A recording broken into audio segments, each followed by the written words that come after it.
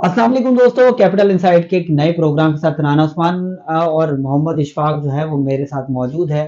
इशफाक मुगल साहब से ही पूछते हैं कि जैसे कि सूरत बनती जा रही है कि पाकिस्तान की नौजवान नस्ल जो है वो सब बैरून मुल्क जाना चाहते हैं। बैरून मुल्क में ऐसा क्या है और पाकिस्तान में क्या मुश्किलात का सामना करना पड़ रहा है कि वो मजबूरी में बाहर जाना चाहते हैं और हत्ता कि वो इतना बड़ा रिस्क ले सकते हैं कि उनकी जान भी जा सकती है।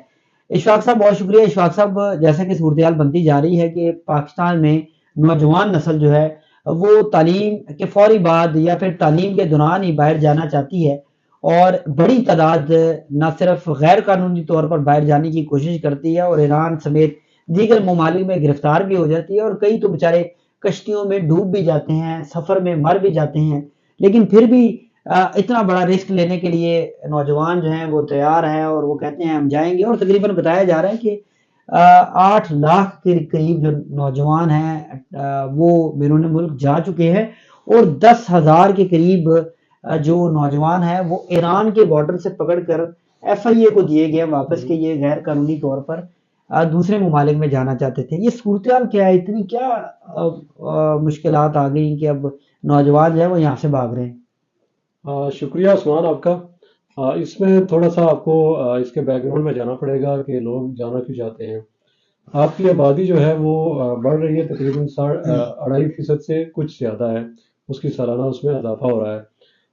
उस आबादी के लिहाज से आपको हर साल जो है तकरीबन 20 लाख नई नौकरियों की ज़रूरत है।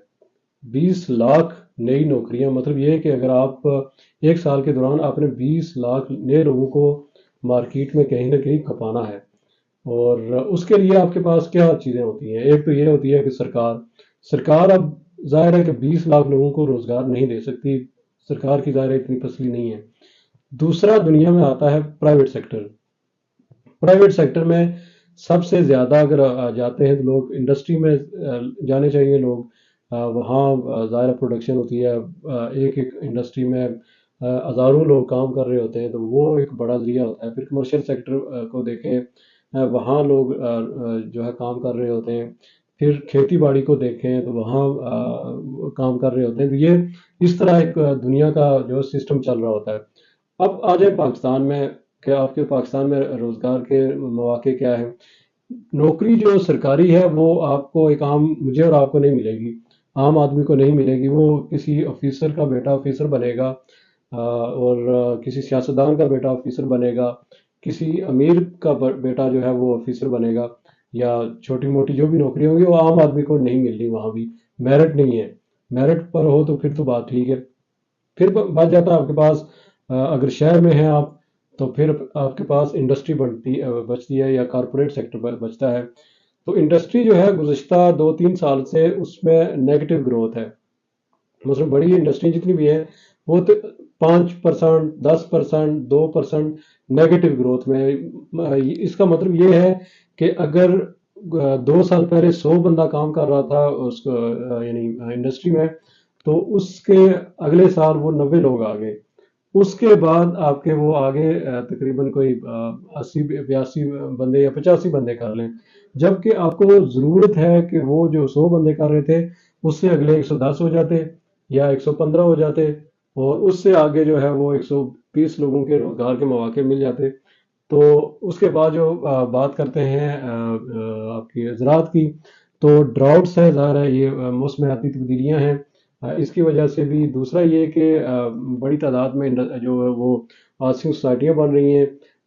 उसकी एक वजह ये भी है। दूसरा ये है कि बेशुमार जो फसलें हैं आपको ज़्यादा पैसे नहीं दे रही, चूँकि टेक्नोलॉजी भी नहीं है, बीज भी आपके पास वो मेयारी नहीं है, पानी भी आपके पास पर वक्त नहीं होता। तो वहाँ भी आपके रोज़गार के मौके आपके उस तरह नहीं मिल रहे। तो फिर ये आबादी, या ये आबादी जो बम बन रहा है पाकिस्तान के लिए, पाकिस्तान की मईशत के लिए, तो बम फिर फूटेगा जब आपके अंदर जो यानी मुल्क के अंदर बेरोज़गारी की शरह बढ़ेगी, जो कि बढ़ रही है, गुर्बत बढ़ेगी। देखें तो फिर इशफाक साहब, इसके बड़ी आपने इस खूबसूरत इस तरीके वजह से से जो है वो एक्सप्लेन लोग किया है सारे बाहर जाएंगे। मामलात को और आपने बताया कि ये नौजवान नस्ल बाहर क्यों जाना चाहती है। देखिए पाकिस्तान में बताया जाता है कि मुल्क में जो नौजवान नस्ल है उनकी तादाद बहुत बड़ी तादाद में 62% मेरे ख्याल से बताया जाता है कि नौजवान नस्ल है। اس نوجوان نسل کے لیے نہ کوئی ادارے کام کر رہے ہیں، نہ ہی کوئی ایسے جو سسٹم ہے وہ ان کو ریلیکسیشن دے رہا ہے، یا ان کو کوئی ایسے مواقع پہ دے رہا ہے کہ سسٹم کے ذریعے وہ اس سسٹم میں آ جائیں۔ بدقسمتی سے جو نوجوان نسل ہے ان کو، جیسے کہ آپ نے بتایا، جابز نہیں ہیں۔ جو ولیج ایریا میں جو زمینیں تھیں، کاشت کی زمینیں تھیں، وہ ہاؤسنگ سوسائٹی میں تبدیل ہو گئی ہیں۔ اس ملک میں صرف ایک ہی کاروبار رہ گیا ہے کہ آپ زرعی زمینوں کو ہاؤسنگ سوسائٹیز میں تبدیل کر دیں۔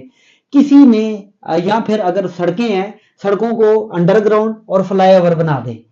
کہ ملک میں یہ کسی نے نہیں بتایا کہ جب تک آپ کے ملک میں انڈسٹری نہیں لگے گی تو روزگار پیدا نہیں ہوگا۔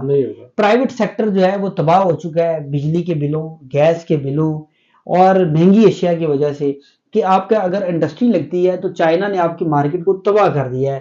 چائنا اگر آپ کی انڈسٹری لگتی ہے تو جو 5 روپے کی چیز ہے وہ چائنا 2 روپے میں آپ کو پاکستان میں فراہم کرتا ہے۔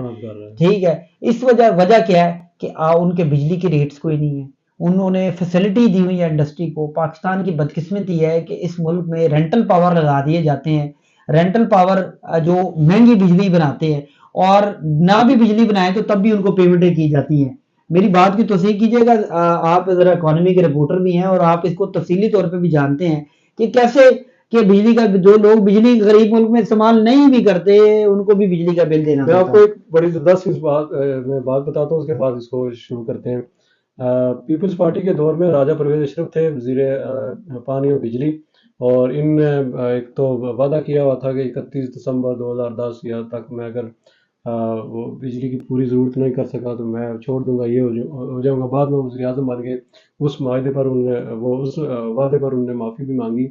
انہوں نے ایک معاہدہ کیا ترکی کی کمپنی کے ساتھ کہ آپ آ جائیں اور ہم آپ کو گیس دیں گے، گیس دینا ہمارا کام ہے، بجلی آپ پیدا کریں، چونکہ ملک میں بجلی نہیں ہے۔ کہا یہ جاتا ہے، جس پر ابھی کیس بھی چل رہے ہیں رینٹل پاور کے، کہ انہوں نے جو کک بیکس تھی وہ جو 2-4 بندے تھے وہ انہوں نے لے لی، ان سے معاہدہ ہو گیا کہ گیس ہم نے دینی ہے۔ جب واپس آئے وہ کمپنی آ گئی یعنی پورا سسٹم لے کر، تو پتہ چلا ملک میں گیس تو کوئی نہیں ہے ان کو دینے کے لیے۔ تو اس سے نتیجہ کیا نکلا؟ اس سے نتیجہ یہ نکلا کہ آپ نے کک بیکس تو لے لیے، لیکن یہ ہے کہ کہاں سے بجلی آئے گی یہ آپ نے نہیں سوچا، آپ نے صرف اپنا سوچا کہ یہ میرے پیسے جو ہے وہ ہو جائے۔ اب اگرچہ یہ ابھی تک یہ الزام ہے، لیکن یہ ہوا ضرور ہے کہ وہ حکومت پاکستان نے ان کے ساتھ معاہدہ کیا ترکی کے یار آپ شغل دیکھیں اشفاق صاحب، بڑی خوبصورت آپ نے بات بتائی۔ آپ یہ دیکھیں پورے ملک میں جشن منایا گیا، اچھل کود کی گئی کہ فرانس نے، یورپ نے پاکستان کی فلائٹ PIA کو اوپن کر دیا ہے، اور اب فلائٹ آپریشن جو ہے وہ یورپ میں جائے گا۔ پہلی پرواز گئی اور تقریباً 35 PIA کے افسران جو ہے نا وہ بیٹھ کے بیویوں سمیت ادھر چلے گئے۔ انہوں نے کہا یار 2 دن مزے تو کر کے آئیے نا۔ وہ جو ابھی مطلب ان کی ڈیٹیل جو ہے وہ کچھ کی ڈیٹیل آ گئی ہے، جس میں سے 15-20 ایسے افسران اور ان کے نام، اور CO صاحب بھی جو ہے عامر ریاض صاحب بھی، وہ بھی PIA میں بیٹھ کے انہوں نے کہا یار فرانس 2 دن چکر دے انہوں نے بتانا تھا جہاز تو ویسے خالی نہیں، انہوں نے کہا پوری سیٹیں فل ہیں جی، وہ فل ہو گئی ہیں۔ میں ادھر بتایا پریس کانفرنس میں، کہا سب فل ہو گئے، بک ہو گئی۔ وہ بھائی جان بکنگ تے گئے ادھر، وہ جو کمائی کی تھی نا ماشاءاللہ انہوں نے وہ لگا کے آئے۔ انہوں نے کہا یار اتنے واپس آئے تھے ملے کچھ نہ، انہوں نے کہا ادھر پیسے لگا کے آئے، اس کو رپورٹ بھی کیا میڈیا نے۔ تو بدقسمتی ہے اشرافیہ جو باز نہیں آتی، اور وہ کہتے ہیں کہ یہ میڈیا بھی کنٹرول ہو جائے کسی طریقے سے، یہ بھی کنٹرول ہو جائے، جو ہم کر رہے ہیں وہ کسی کو پتہ نہ لگے۔ لیکن اب اتنی سوشلائز دنیا ہے کہ کوئی نہ کوئی چیز کسی نہ کسی سائڈ سے نکل آتی ہے۔ تو رانا عثمان اور اشفاق مغل کو دیجیے گا اجازت، اگلے پروگرام میں پھر آپ کی خدمت میں ایک مختلف پروگرام کی صورت میں حاضر ہوں گے۔ اللہ حافظ۔